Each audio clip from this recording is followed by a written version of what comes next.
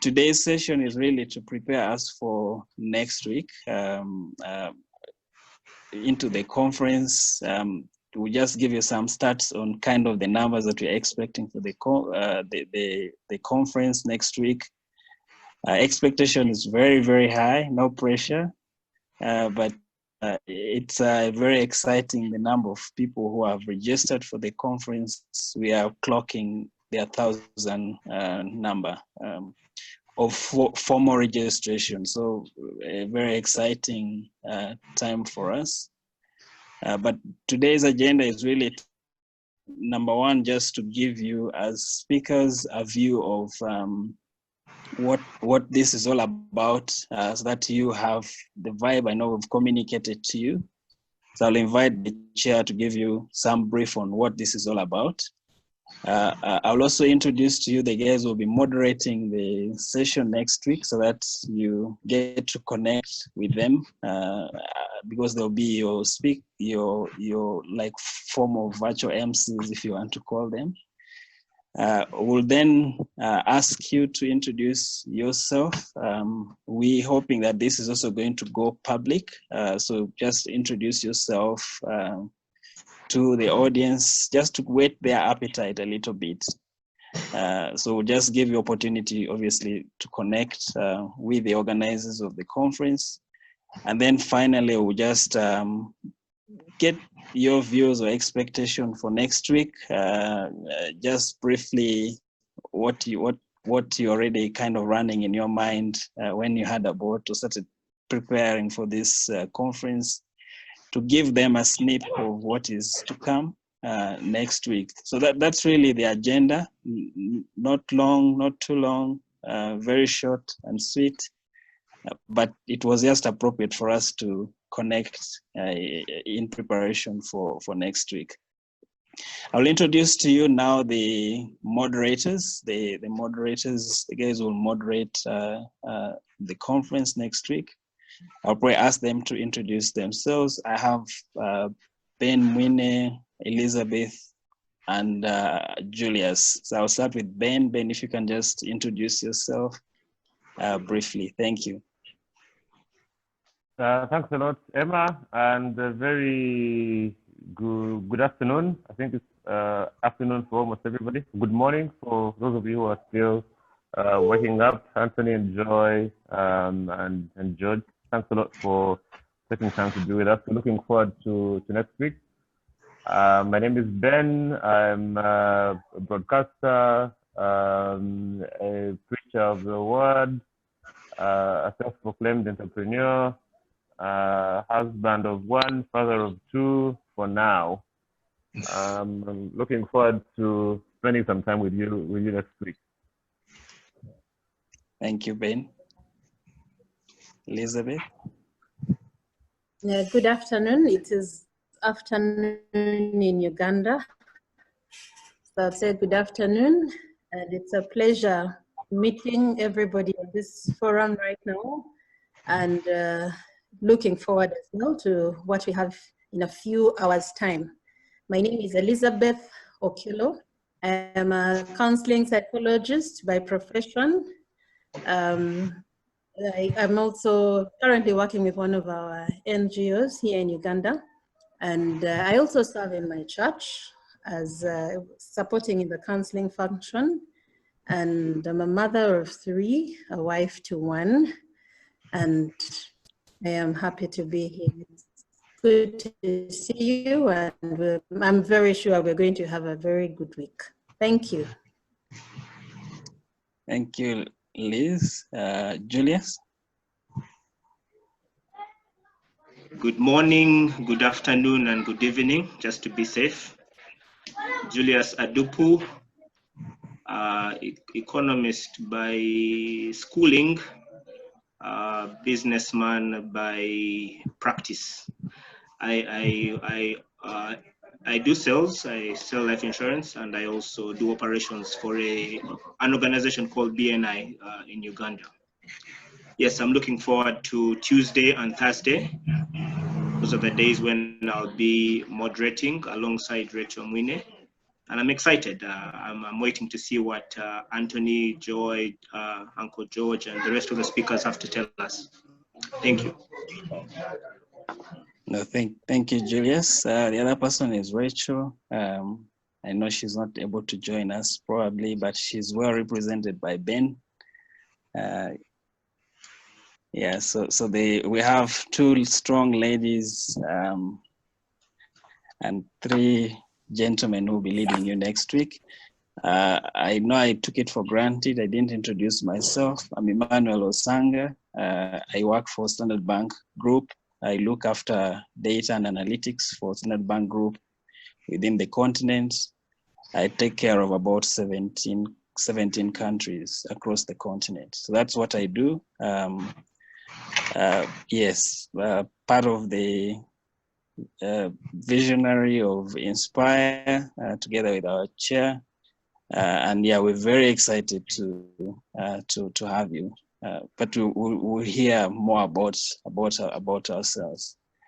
At this juncture, I'll invite our chair and president, Paul Wafula, just to give you a brief of what this is all about. I know you'll be sharing a little bit more on the opening day, but I thought it would be good for him to just give you a snip of what this is all about. Paul, you're welcome. If you can unmute yourself, please. Sorry, thanks Emma, and thank you everybody for making time to join us this afternoon. I'm Paul Wafula Wabwire. I'm Ugandan, based out of Dubai at the moment. I work for Standard Chartered Bank. I've been with them for the last 22 years. So I'm clearly a banker 311. I'm also part of the Inspire, one of the founders of Inspire. And it's interesting that Inspire is what inspired me to be where I am today. And that's really the story of Inspire. That about 16 years ago, we had a visitor who happens to be my spiritual father and the father of Joy Mutivo. Bishop Masinde was in Kampala, and as we drove around the city, he kept inquiring about different structures, and we're telling him owned by Sudhir, owned by Karim, we're just mentioning different Indian families that all seem to own everything, the hotels, the roads, the banks, the houses, and he asked where the properties of the Christians. And of course, we started biting our nails. The only thing we could show him were half-built church buildings. That was the season when churches had started building their own. That was the semblance of what Christians owned. And so the challenge that he presented to us is, he then actually started unpacking to us the philosophy of the Aga Khan family, and how they intentionally have gone in certain industries, financial services, then how they went into education, and then they went into health and insurance. They're very systematic. And it was, of course, he made reference to other groups of communities. And what came to light is that it's interesting, most minorities thrive. You think about the Jews in wherever they are, they're dominant. Think about the Indians in East Africa, they're dominant. Think about the Somalis today, they're dominant. It's so funny that small communities thrive wherever they are, except for some reason, it doesn't seem to apply to Africans. And that still troubles me, that whereas most other communities seem to thrive, they help each other to grow. The Somalis, you can list them, there are several. But for some reason, Africans like to be the only one who is making it. So when Paul has come to Dubai, I want to be the one in Dubai. All you guys should stay back so that I stand out. And so the challenge that came to us is, how do we encourage each other to succeed? One, in what we're doing. How can we differentiate ourselves in whatever area that we're in? And so the initial idea was, let's get the professionals. So that time we just created the Young Workers Fellowship. So we said, let's come together and begin to encourage ourselves to be different in whatever role or place we're in. And that's how we began. So so that was the first conference in 2005. And then we realized that we attracted a lot of people of similar mindset, where at that time we're all juniors in our organizations, we just started working. And it's interesting to see how we progressed. It's so funny, from the initial team, you'll find that probably most, if not all of us, have since just sprouted and gone places. This is my second country station. Emma is also on the second. Joshua is on the third. I mean, you can count people, others executives in the companies where we've all risen. And it's interesting that as leaders, we applied the principles.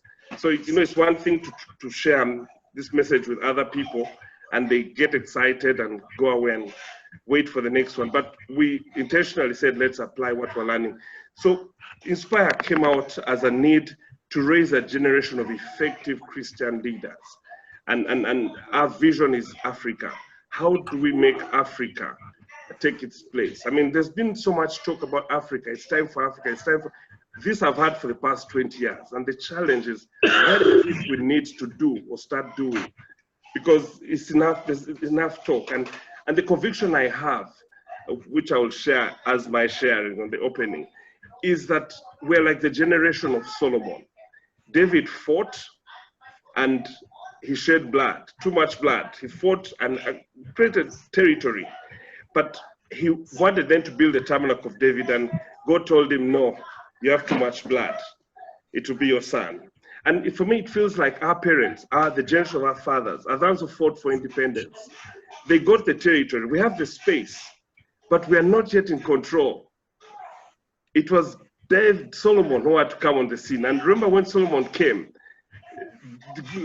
one of the things that David told him, David had prepared all the resources required. But Solomon asked for one thing, that was wisdom. He said, I am young. So God, give me wisdom that I may take care of your people. It's interesting that Africa today is the youngest continent. We're young, exactly like Solomon. It's wisdom and knowledge that we need for us to take our place. And the challenge I'm hoping will come through next week is the realization that there's no one going to come and help us. We've got to fix ourselves. Guys, I work in Dubai. I've just finished an EMBA with nationalities, over 100 nationalities. All the professors say Africa has to fix itself. Guys, there's nobody going to come and bail us out. And so the challenge is for us to realize that we have to find our own solutions. And that's the challenge that I'm hoping will come across this week. And the areas we identified to speak about are the things we think that are relevant to move us forward. There's a lot of talk of the fourth industrial revolution. There's a lot of talk of jobs reformatting. And so we need to help our young people realize the jobs that they see their parents and uncles and aunties doing may not be there. So somebody is aspiring to become what I am. Banking is highly at risk. Every day, I mean, Africa, we've launched our digital bank. People don't need people, they need their phones. So we are at risk. So we need to talk about what are the opportunities in terms of employment. We need to speak about the effect of technology. Then what are the issues we're suffering from our identity? Many of us Africans, I mean, like I said, living in Dubai, people are shocked to see where I live, let alone where I work. I remember sometime it's a funny story, but yeah, they're used to seeing Africans as watchmen, as clerks, as people doing odd jobs. But they are Africans who can also be professional. And so things like that. So it is, we're addressing the identity, speaking about the governance. What is it that we need to do in the legislation and governance?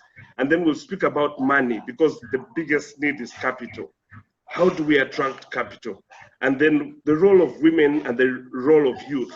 Just to realize that it's not just the men. You know, for a long time we've been saying, where are the leaders?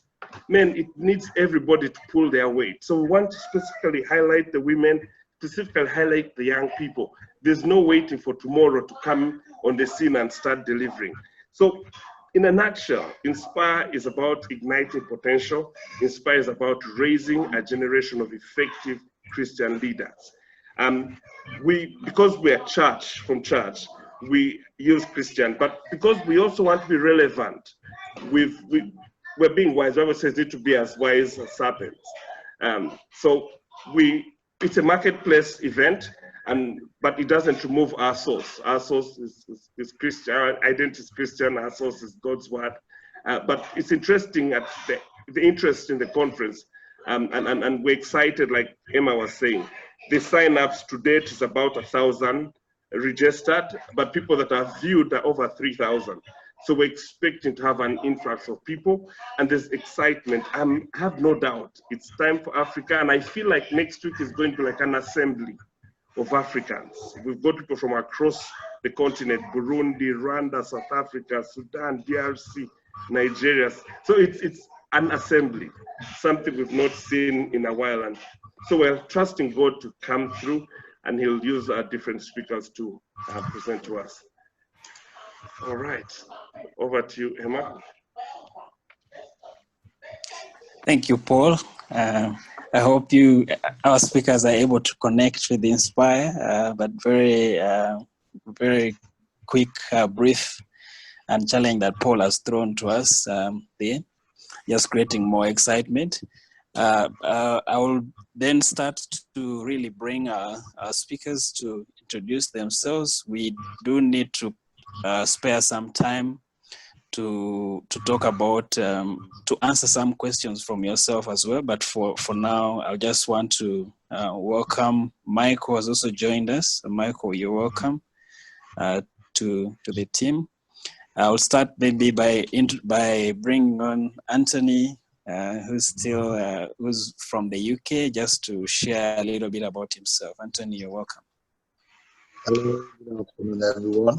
Apologies for having meetings all weekend, so my voice is a bit strained. I'm excited about the Inspire conference.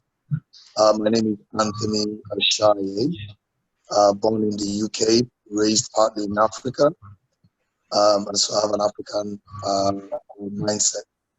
I'm the senior pastor of the King Family Center, which was founded 23 years ago. And I'm married. I always believe in my family life. I've been married 25 years, husband of one, father to two medical, and one still a student, a medical doctor. I'm also the chief executive officer of SOA Rising, which means Spirit of Africa Rising. It's a construction. I call it community development digitally. It actually addresses, I call us the Black Oxfam, the Black construction outfit. And we are literally focusing on smart city development, the likes of Kunza in Kenya or Tatu, metros in Nigeria and Addis Ababa. So that's our focus, building an ecosystem. We realize that half of what we'll be talking about has an economic underbelly. I'm going to be talking about our identity, finding our identity in diversity. And I believe our history needs to be addressed and how it's impacted our identity, our present, and the turning point, which I believe we are in, when inflection point, and the Black Lives Matter movement obviously is prophetic. But also above that, I want to focus on our future and the changes that are required, both from an identity perspective, but in also bringing us together. Because when you divide us, a house divided against itself shall not stand, Scripture says. So there's a uniting that is required and the need for leadership. But I'll be addressing that next week in my session. But it's such a pleasure, and I'm excited about Paul's introduction, and I definitely agree with that. Blacks for history and for present have been viewed as an underclass. Our girls have been prostituted around the world, and our sons have been dying in the Mediterranean. I believe Africa and its emergence is where we are going, and I need us in this season to focus on that. So that's part of what I'll be discussing, and it's a pleasure being part of this platform, and thank the host for inviting me. Thank you.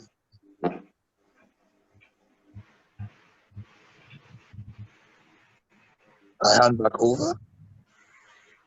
You're muted. Thank you very much, Anthony, for those. I think you've just increased our excitement even further. It always starts with identity. If you don't know your identity, you will not be able to do what you've been called to do. So we are really excited to have you talk about the African identity, rediscovering that. We are very excited. You've just increased our excitement. I'll go to Joy. Joy, first of all, in South Africa, this is Women's Month. So we're celebrating women. Happy Women's Day today. Yeah, so we're very excited to, I mean, this is a topic I think that has come, what you'll be talking about around the role of women in shaping Africa. It's something that is very dear to our hearts. We all come from women, believe it or not. How would you not? Yeah, so we're glad to have you, Joy. If you can just maybe introduce yourself and share one or two things. Thank you. Hello, everyone. My name is Joy Mudivo. As you have heard, I was Joy Masinde, then now I'm Joy Mudivo. Yeah, there's a slight overthrow in the government, and now there's a new leader. But having said that, I'm very excited to be here. Just a little bit of background. Paul and I go way, way, way back, and the time when he was based in Nairobi, we used to have young professionals. I don't know, Paul, if you remember that, in Deliverance Church Umoja. And the same things that Bishop JB was challenging Paul with, he used to challenge us with in the Young Professionals Forum. But unlike Paul, we did not follow through. We got into our careers and in terms of started chasing our dreams. And I look at Inspire and how Inspire has inspired and grown as an organization, and not just that, but as a market force impact is something that consistently blows my mind. And I'm so proudly associated, even though it is vicariously, but I am so proudly associated to be here. I am married to one, Stephen Mudivo. We have been blessed with three, Nicole, Christian, and Elaine. And we make our home in Nairobi, Kenya. God has been gracious to me because I like how Julius put it. I'm a lawyer by study, by training. But in practice, I do a whole lot more. I do some law. I have a little law firm. They call them a boutique law firm. I have a boutique law firm, basically to keep the lights on. My passion has been in church, where I am a recovering worship leader, and now I'm emerging more as a minister in my own right. I am also a reluctant politician. I'm using these words very deliberately because it's sort of, as you're in the ministry, God creates room for you in places where you did not think you'd find yourself. And when you find yourself there, you become like Gideon, you know? You think you should just be threshing your wheat, but you find, kumbe, you are a mighty man of valor. So I find myself in the political space in Kenya quite unexpectedly, but God has made room for me there, and I am having impact that I never imagined would be possible. So I am a politician and an advisor to politicians as well. And over and above that, I minister at Deliverance Church Umoja and Deliverance Church International. That's the Kenyan part of Deliverance Church. So I minister in my local church, mostly on advice and things like that on the national level. But in church, I'm a little bit more hands-on. It's a family business, you see. So everybody has to put their elbow you have to grease in the elbow and get stuck in it. I'm very excited about Inspire. When you talk about the role of women, traditionally, I think from the Garden of Eden, we've had a central role in history, but it always had to be played as a secondary role because it's very important, but it has to be a supporting cast. And the misfortune and I think the tragedy that we have these days is coming to a place where the role of the woman has been deconstructed to a place where it's no longer fit for the purpose that God intended women to be to begin with. And what happens is you find broken women, wounded women, struggling to be round pegs in square holes. And at the end of the day, nobody is any the wiser or the better for it. So I'm hoping in the next week or so, one of the things we'll unpack about because every time somebody tells me, come and talk about women, things always bristle. Because I'm like, I wish we would just talk about women as people rather than as women. But I realize in the marketplace, there are many women who one thing or other suffers. Let me just give you a brief. There's one day we were speaking with Bishop, and he said, look around most of the world leaders who are women. Apart from one or two, many of the others have had to sacrifice motherhood at the expense of being successful women. I have suffered in my career as well because of having to take time off to be a mother, to come back. And so it's finding our role, but not losing our essence. This is something that I hope we'll be able to unpack and to move forward. So I thank you so much for your time. God bless you. And I hope to have more time with all of you, including my very many relatives in Uganda. It's lovely to reconnect with you. And Anthony, it's lovely to see you again. God bless you. No, Over thank to you, you. Emmanuel. Thank you so much, Joy. I think that's very heartwarming. I just want to acknowledge the presence of our other speakers who have joined us. Michael has joined us, Nikki, Patrick. You're welcome. Welcome, team. We're just going through a formal introduction of our speakers. I'll come to you, George. George Bamgemeri. Welcome, George. Thank you very much. My name is George Bamgemeri, as you said. Bamgemeri is actually the full name. I live in Uganda, and I work for the government of Uganda, where for an institution called Inspectorate of Government. It's a lead anti-corruption agency in Uganda. And at the moment, I'm the acting head because the head has just completed her assignment. And I've been with the organization for the last 7 years. I am also looking forward to Inspire Conference. I was more active in the past, and I think I was knocked off the speakers list for a couple of years. And then I got this invitation from Paul recently. Prior to joining this institution, I worked for Shell International here in Uganda and in Mexico and in London. And although I had a legal background, in the latter years at Shell, I was also a human resource manager. And I was involved a lot in talent management. So I interviewed hundreds of people in Mexico, not as many in London, but I've also interviewed many people here in Uganda over the years. So I have very strong views about the role of talent management in the development of organizations and the role of the individual in preparing themselves for the market. I think I will stop there for now, but I also like to raise the question about Inspire, which will probably be answered later. And the question is the balance of these things with the scripture and the faith is what I wanted to be clear about, since I've not been participating in the recent past, because some of these topics sound quite technical, and I'm just wondering the place of anchoring them in scripture. Thank you. Thank you very much, George.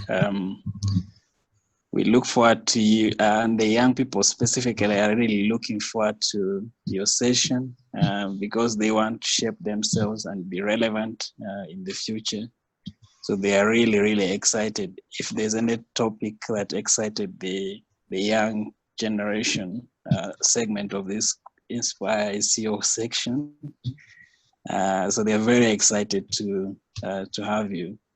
Plus other things like 4IR, obviously that also excites them quite a lot. We have somebody who will be talking about that, and just ability to disrupt yourself before you are disrupted. So we're very excited to have you, George, and hear your perspective. We're looking so forward to that. I'll go to Michael.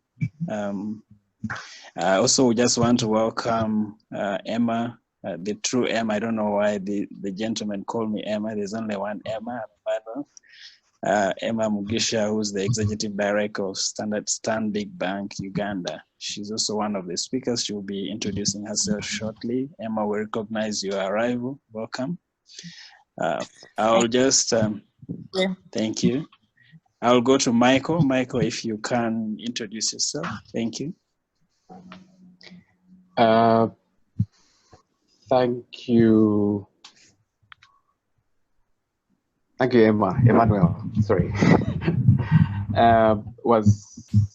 I think it was a pleasant surprise for me to receive this invitation, but also to connect with you, Emmanuel, after some time. I think it's been a while. I'm a Christian. I go to All Saints Church and been involved in a couple of things at All Saints Church. Most recent one is was asked to be part of the team that is championing the construction of the new cathedral. I'm into IT, and I think George has just challenged and said the anchoring of what we're going to be sharing in scripture. And I've always had this calling, or I don't know, I could put it, but the reflection on how technology is shaping the way we are moving and progressing, and is there space for us to reflect on how we need to be looking at it. I know quite a number of people tend to look at it from it's changing us, it's reshaping the way we are behaving and all sorts of things. And I always say, I think it's important for us to reflect on it deeply and see how that really works for us as individuals, but also as Christians, most importantly. I worked in Makerere for 12 years until 2013. I left Makerere. I knew very well that my calling is not in academics, so I opted not to go for a PhD. After an opportunity I had a scholarship, but in one of those praying moments, it was very clear for me that PhD is not what I'm really looking for. And so I jumped out of the program. And shortly after, I left Makerere. My strength is still, and calling is still in capacity building, enabling people live their potential, and specifically in the technology space. Today, I sit on the national task force that is coming up with a 4IR strategy for Uganda. And I guess that's the reason why I was asked to speak about the 4IR and Africa. And it's been an exciting journey. Exciting for me is because I have never studied IT, but I've been practicing it for the last, I think it was Joy who said, trained as a lawyer, but practicing as I trained in something totally different. But I think for the last like 15 years, I have been in the IT space. And so this really excites me, and I'm looking forward to sharing about what I think should be and could be done. But I think most importantly now, my heart is in enabling people to be part of this digital economy. Because the truth be told is our governments and our leaders are very good at making statements. ICT is going to be the next economic driver, ICT. But when you look at the real sense of it, we don't seem to be seeing the kind of investment in that space. We've set up a software academy. We're training people on really kind of rapid, if I could put it that way, retooling them. The program is called Refactory. And in the last 6 months, we've had about 92% of our people go through the program find employment. And for me, that blesses me and blesses the people that we work with. And so it's exciting, and honestly look forward to sharing this experience. A couple of things we're also working on with Emma. So Emma Mujisha. So it's really exciting, and I'm looking forward to this conference, being my maiden conference. And thank you, Peter Baguma, for extending this invitation to me. Thank you. Thank you, Michael. We appreciate you and welcome. I'll move quickly to Patrick Kwana.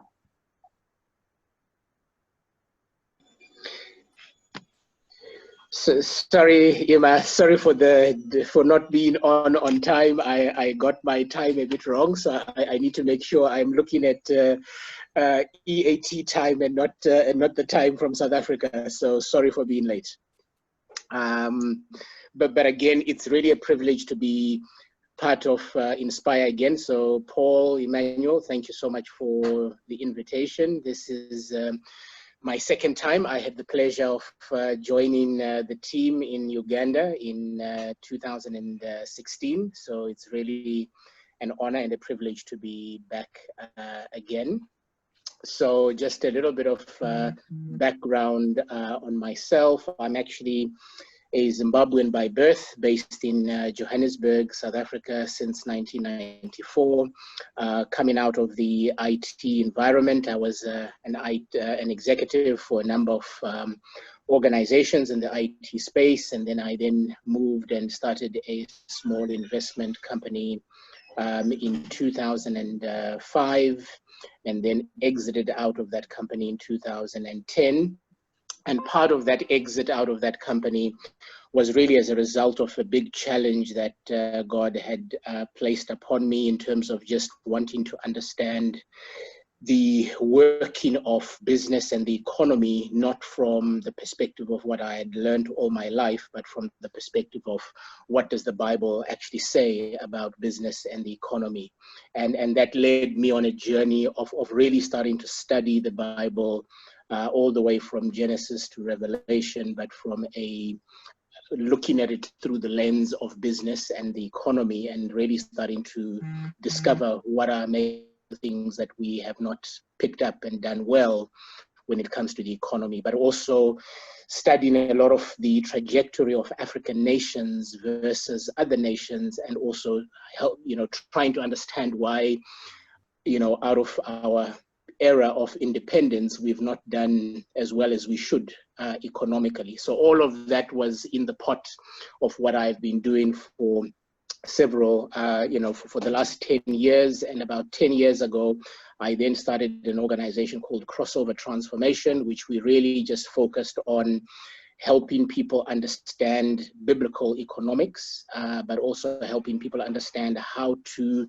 build businesses that form within that structure of biblical economics, and also looking at it at a national level. About 2 years ago, I then sort of moved back more into the business space and started a business called C3 Capital, which is actually a private investment, private equity business, and literally looking at businesses, ventures that we invest in, but with the specific purpose of bringing a redemptive agenda to those businesses and strategically using that as a way to influence business and even countries through the lens of a biblical kingdom-based economic understanding. So that's just a little bit in terms of what I do, where I come from. Married to Maud, we are blessed with two teenage boys. And for the talk on Friday, I really want to focus on the topic of rebuilding Africa's economy through the narrow path. And just in a nutshell, what I want to sort of cover is, as funny as this sounds, I really believe that this COVID scenario, this George Floyd scenario, all these things that are happening in the world are actually perfect platforms for Africa to be able to rewrite the journey going forward, that we are literally being presented with an opportunity that we've never been presented before to completely restructure how we have looked at us placed in the global economy. So I just want to talk a little bit about briefly the components of what make up an economy, the components of why we need to position ourselves differently within the global economic sphere, and how this crisis actually gives us the perfect opportunity for us to do that. And then I want to go and talk a little bit about the challenges that we faced in the past and what we need to do to overcome these challenges. But I then want to take it even further and begin to highlight how, if we think through what biblical economics is all about, that is actually what will accelerate us even way ahead of where the world thinks that Africa could be. But if we can adopt that, that will literally take us to a level that's way beyond even what the world has thought we could be. So yeah, that's just a very quick in terms of what it's all about. So thank you very much for the opportunity. Thank you, Patrick. We excited to. I'll go to Kivad. If you introduce yourself, thank you.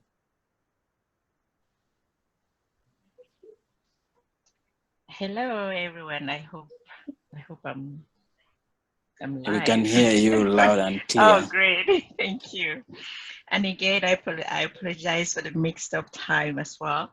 I kind of was focusing on the South African 3 p.m. I got caught off guard, so I'm sorry for that.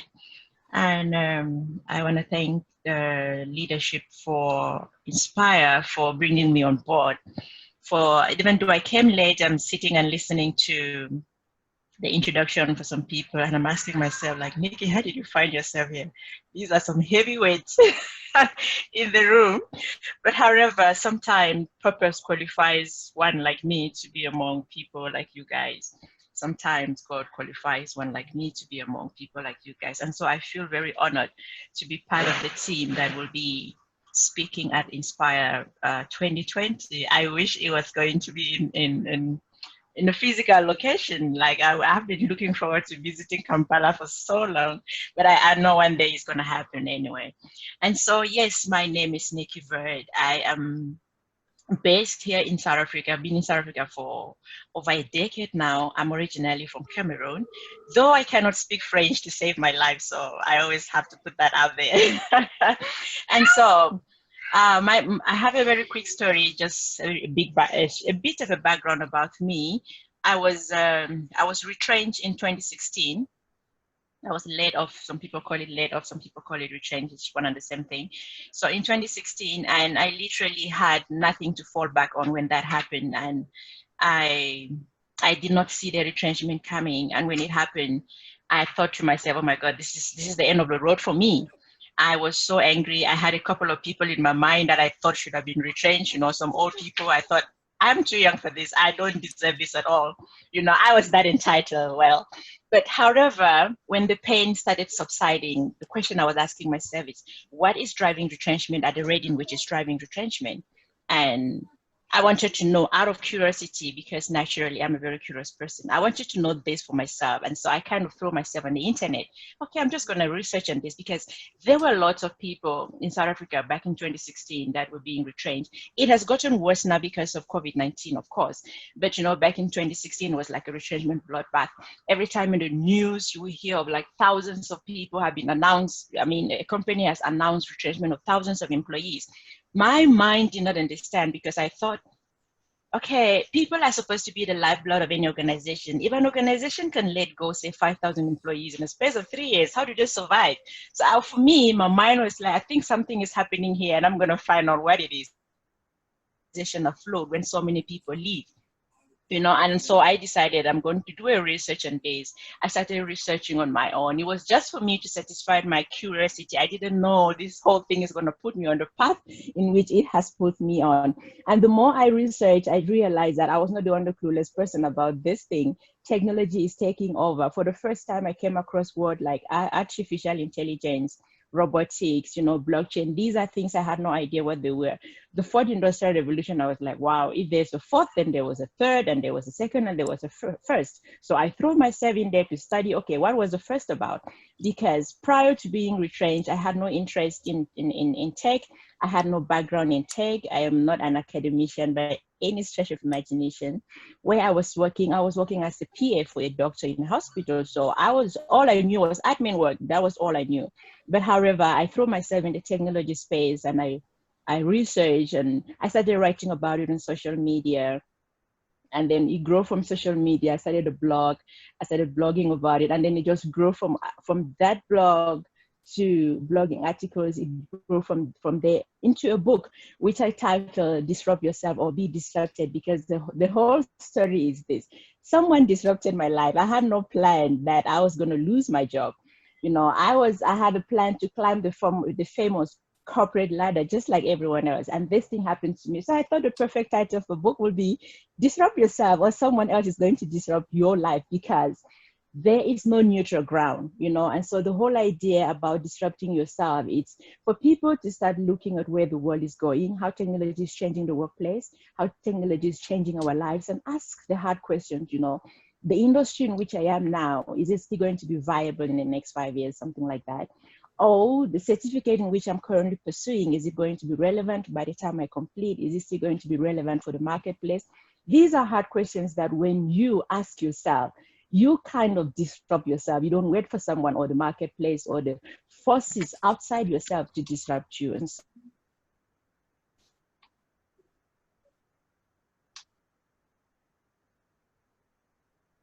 we lost sound there from Nikki. Nikki, can you still hear us? Yes, these are some of the things that as a conference, we ask, and then we realize we will see if we need to disrupt ourselves or not. One of the questions that I'll be asking would be, is upskilling the ultimate solution to unemployment? What if everyone acquires new relevant skills that the economy is demanding? Will everyone then have access to a job? These are some of the questions that we have to ask, face them head on, and be able to know what next to do. Another question I'll be asking would be, who is responsible for job creation? And another one would be, what alternatives do the youth have, or is employment the only path to success, or is it the only thing that we have to hold on to, to make a living? So these are questions that when we ask ourselves and we ask, the youth, they start thinking outside the box. It forces them to start looking for solutions. And so I'm looking forward for us to have these conversations. So that's it for now. Thank you very much, Nikki. We look forward to hosting you on Tuesday. Very, very exciting. I've read the book, Disrupt Yourself. It's a mind-blowing book. I'll recommend it. It's a very, very good book, I must say. Made for Africa, written by an African. If you're looking for a good read, I would suggest you do that. Thank you, Nikki. I'll hand over to my namesake, Emma Mugisha.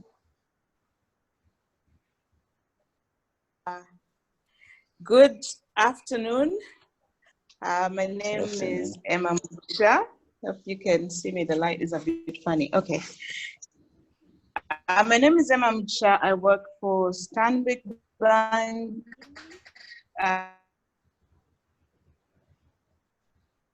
I'm the head of corporate and investment banking. I am in Kampala. I'm actually not visited each other. I live with my family, got a husband called Mugisha, and 3 lovely children. At the moment, we've traveled to Bushenyi, so part of this is to just make sure that I have good enough internet for the conference for the week. So taking a break from Stanbic and just catching up with some good air in the village. Yeah, been a banker for 20, many years, 23 years. Been through almost all the banks, Citi, Barclays, Kenya, finally Stanbic. I guess this will be my last stop. I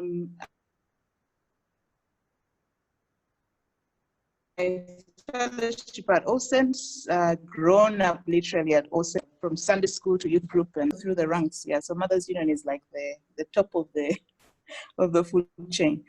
I'm really looking forward to this conference. Actually never heard of Inspire, so I must be in the wrong circles. So was very pleasantly surprised, and then doing some research, I realized I've been missing out on a very good conference, and I look forward to that. I'm passionate about women, passionate about leadership, passionate about, you know, for us as Christians to take our place in the marketplace and to do business the right way. So I look forward to the conference, and I look forward to being able to share the platform with all of you. Very good group of people. So glad to meet you all. Thanks. Oh, thank you, Emma. We appreciate your making time for us. Golden, I think, is the next person. Okay. Hello, everybody.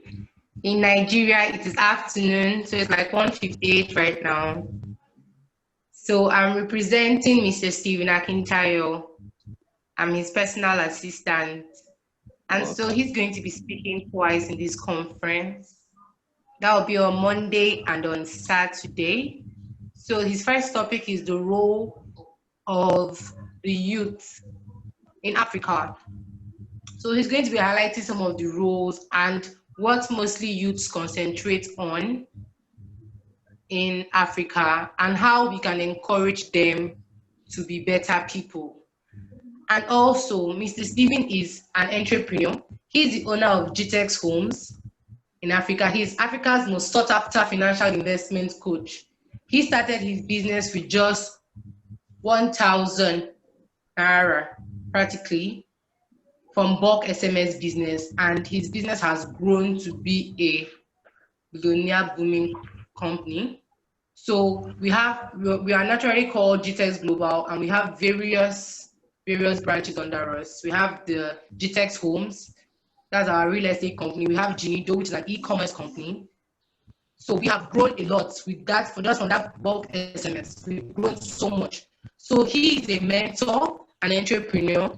That's leading to our second topic, entrepreneurship and mentorship, the role of it in Africa and how it can make people better. Because when you look at people and then they are growing to be like you, people are looking up to you. If youths can look up to you, we as African, because I believe that this conference is an African conference where everybody is in Africa, so we can encourage, I'm sure it's going to reach out to so many Africans, so we can encourage Africans to join in and, you know, build people on how to follow people's path, walk in people's path, so that they can be better than the people they look up to. Because some people don't even know the advantage of having a mentor. People don't know the advantage of having a mentor. People just think that, oh, Rome was built in a day. No, Rome was not built in a day. Like Tony Elumelu now, he didn't just start today. Yes, people can say he had money, and his family had money, but then also he was able to build his own name, Tony Elumelu. I mean, he has a foundation. People don't know it. He's not. They don't only know him as UBA founder or not, or that kind of thing. He has his own name. He has built a brand of his own name. So if you want to say, oh, Tony Elumelu is my mentor, what are those things that he did to get to where he is right now? He's going to talk about ways to which you can under people and be like people. So those are the two topics that Mr. Stephen is going to take. And I believe that, you know, all speakers are great, and each and every one of us will be able to impact impact Africans one life by one life. Thank you very much. Thank you so much, Golden. We look forward to Stephen. I've been following him. Very exciting a young man, I must say, and the way he's transforming the continent with what he's doing, I think is amazing. We're all excited to have him. I know that we've probably done most of the speakers on the line. If I've missed anyone, please, if I've not picked you up, just let me know. But thank you very much for the introductions. Paul will go to some of the key questions I think that has come through. We'll allow the speakers to ask us some questions. This is where I put you, Paul, and myself on the hot seat. If there are any questions, we'll start addressing the very first question, which is around the need for us to bring in the aspect of scripture. I do believe that everything is found in the scriptures, and yeah, if we encourage you to use the scriptures as much as possible, that's the absolute truth that we can all depend on. So where you can use principles that is biblically founded, you are encouraged to do that in this conference. We've invited, and this is amazing, what we actually do is we reach out to everyone. We believe in the concept of ideas rule the world. So if we can share principles that are founded in the Word of God and sound principles and apply them to our practical living, we do believe that we'll begin to provide that alternative that is lacking in the different sectors that we have. So we definitely encourage you to use the principles that are founded in the Word of God in delivering the material that you're going to deliver. I hope I've answered you, George. Yes, I'm all right. I'm happy with that. Thank you. All right, thank you. All right, we'll take any other questions from our speakers. I know we've spent some time. Welcome, Daddy Wafula. Good to see you. He's the grandfather of Inspire. The father is JB Masinde. The grandfather is Nicholas Ofua. Welcome, Daddy Wafula. Any questions? And Paul, you can help me see if there's a hand that is raised. Maybe for those who came late, Paul, maybe if you can just give a 1-minute summary of Inspire, just for the benefit of those who. We did expect that some people could have mixed up the time zone. So Paul, if you can just maybe give a 1-minute all right. review. Yeah. Okay. Thanks, Emma. I'll also just reintroduce myself for those that joined late. I'm Paul Wafula Wabwire. I'm also married to one wife, and I have 2 children. And we live in Dubai. I'm originally from Uganda, but we work and live in Dubai, and I'm the chairman of the Inspire Synergy. I have apologies from some of the speakers, Bishop Ngwiza, apologies from Dorothy, apologies from Shingi, and from Moses, just so that we know. That's why they're not here. So Inspire, like I said earlier, it was basically started as a challenge for us as professionals to become excellent leaders in the marketplace. And like I said earlier, for those that weren't here, is that it started as a need for Africans to dominate, Christians to dominate, and Africans at large, because most of the other communities, the Indians, the Jews, the Somalis, the Pakistani, in most communities thrive when they're minorities. It's unfortunate that it's the Africans, the Black Africans, that seem to struggle with that. And so the challenge for us was, as Christians, how can we excel in whatever role, whatever profession that we're in? So 16 years ago, we began to stir each other to be excellent as professionals in whatever field that God has positioned us in. And So this year, the challenge is for us to take it beyond Uganda. We've been doing Inspire within Uganda and having visitors in from Kenya. But fortunately, COVID has allowed us to go across the continent, and which is what we're having this year. So we look forward to all of you speaking to us and encouraging the young people in what we believe is a wake-up call for Africa. I'm calling Inspire 2020 a rallying call for Africans to come and take their destiny into their own hands. There's nobody going to come to fix us. There's nobody going to come and set us up. And like I said earlier, I believe it's the time for the Solomon generation. David, who is the equivalent of our fathers, fought for independence. They got the territory. We have the land, the area that Africa occupies. And like David, the Bible says, God told him, if you want to build a tabernacle, and God told him, you have too much blood in your hands to be your son. And in 2 Chronicles, it says how David had prepared everything. And so he called Solomon and was telling him, I had wanted to build a tabernacle, but I haven't been able to. So here are the materials. So when Solomon comes on the scene, Solomon's ask was for wisdom. He told God, give me wisdom because I'm young and I need to know how to govern your people. It's not coincidence that Africa today has the youngest population. We have the youngest average age of 19. And I believe that Africa's solution is wisdom. It's us to get wisdom from God. Africa is not going to dominate by us fighting. We're not going to take the streets of Bush. Just like Solomon, it's wisdom that that will need to be able to make the changes that Africa needs to get into the place that God intended Africa to be. So we hope this week the speakers will be challenging us to arise and take our place in whichever area God has positioned us.